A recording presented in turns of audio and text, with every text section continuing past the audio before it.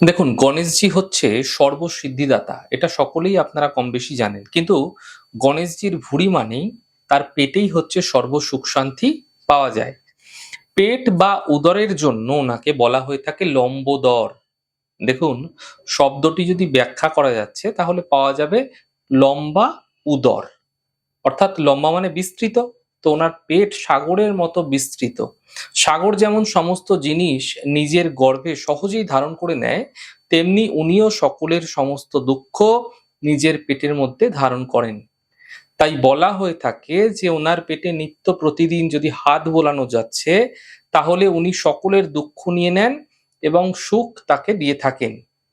তাই আপনারা আপনার বাড়িতে থাকা মূর্তিকে প্রত্যেকদিন যখন পুজো করছেন, সেই পুজো করার সময় আপনার হাতের তালুটি নিয়ে গণেশজির ভুঁড়িতে বোলাতে পারেন। দেখবেন খুব দ্রুত আপনি মানসিক ক্লেশ থেকে বেরিয়ে আসছেন, আপনি মানসিক জায়গায় শান্তি পাচ্ছেন এবং আপনি খুব সর্বদা একটা প্রসন্ন ভাব নিজের মধ্যে কিন্তু আপনার দেখা যাবে।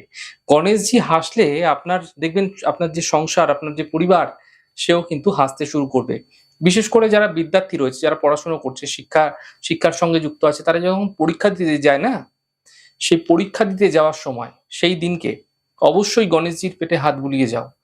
তার সঙ্গে, সঙ্গে বক্রতুণ্ডায় হুম এই ছোট্ট মন্ত্রের জপ প্রত্যয়িকভাবে করুন।